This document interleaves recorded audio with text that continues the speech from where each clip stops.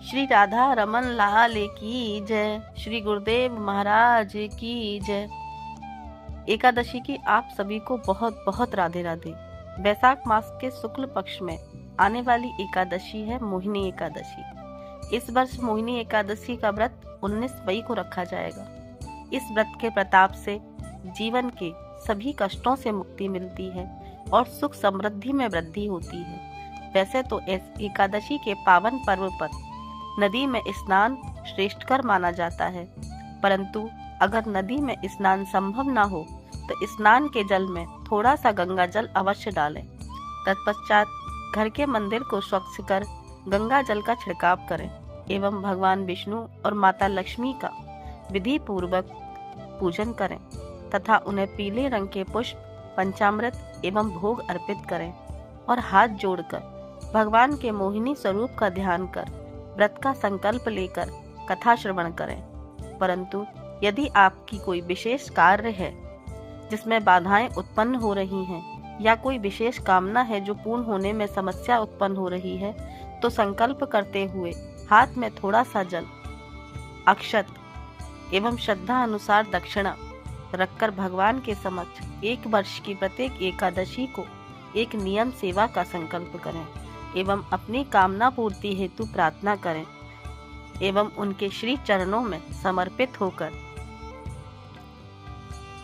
जाने अनजाने किए हुए अपराधों की क्षमा याचना कर जल वहीं छोड़कर दक्षिणा मंदिर में ही रख दें और जिस भी नियम सेवा का आपने संकल्प लिया है उसका श्रद्धा पूर्वक पालन करें। जब महाराज युधिष्ठिर ने भगवान श्री कृष्ण को इस एकादशी के महत्व के बारे में पूछा तो भगवान श्री कृष्ण बोले, राजाओं में श्रेष्ठ इस एकादशी की महिमा एक बार वशिष्ठ मुनि ने भगवान श्री रामचंद्र को बताई थी। एक बार भगवान श्री रामचंद्र ने वशिष्ठ मुनि से समस्त पापों का नाश करने वाले व्रत के विषय में पूछा। तब वशिष्ठ मुनि ने कहा, प्रभु आपके नाम स्मरण मात्र से सबका उद्धार हो जाता है, फिर भी लोक हित में मैं इस प्रश्न का उत्तर बताता हूँ। मोहिनी एकादशी के व्रत की कथा इस प्रकार है। एक समय की बात है, सरस्वती नदी के तट पर एक बहुत सुंदर राज्य था जिसका नाम था भद्रावती। तो इस राज्य के राजा द्युतिमान बहुत ही बुद्धिमान और सत्य प्रतिज्ञ थे। उसी राज्य में धनपाल नाम का एक व्यापारी था जो भगवान विष्णु का बहुत परम भक्त था। वह धन और समृद्धि से परिपूर्ण था। इसका सबसे बड़ा गुण यह था उसकी उदारता। अपने सामर्थ्य अनुसार वो हमेशा राज्य और वहां के जरूरतमंदों की सहायता करता था। उसके 5 पुत्र थे, सुमन, सद्बुद्धि, मेधावी, सुकृति और धृष्ट बुद्धि। दुर्भाग्यवश जो सबसे छोटा पुत्र था, धृष्ट बुद्धि, बहुत ही पापी था। अन्याय के मार्ग पर चलकर उसने अपने पिता का कमाया हुआ धन बर्बाद कर दिया। वह हर प्रकार के व्यसन का आदी हो चुका था। उसके दुर्व्यवहार और दुराचार से अत्यंत पीड़ित होकर धनपाल ने अपने पुत्र दुष्ट बुद्धि को अपने घर से निकाल दिया। भूख प्यास से अत्यंत व्याकुल होकर वह जंगलों में भटकता रहा।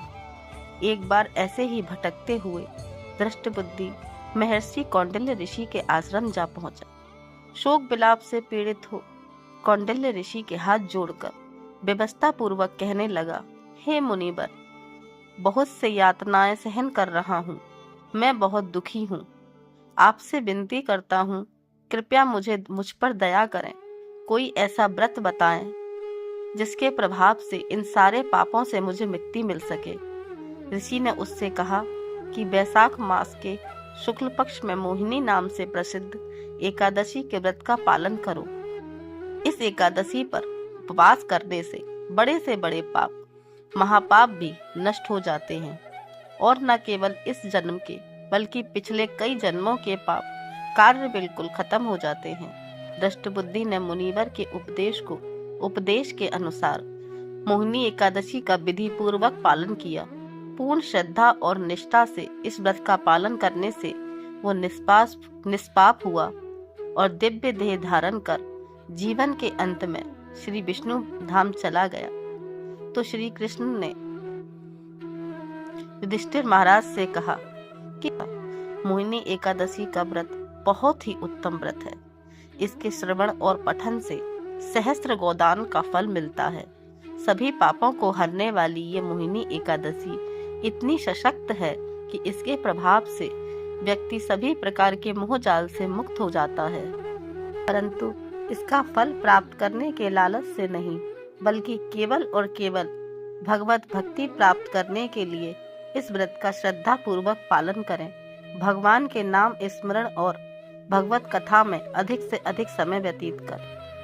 श्री राधे। आप सभी को मोहिनी एकादशी की बहुत सारी शुभकामनाएं। जय श्री राधे। श्री राधा रमन लाल की जय। श्री गुरुदेव महाराज की जय।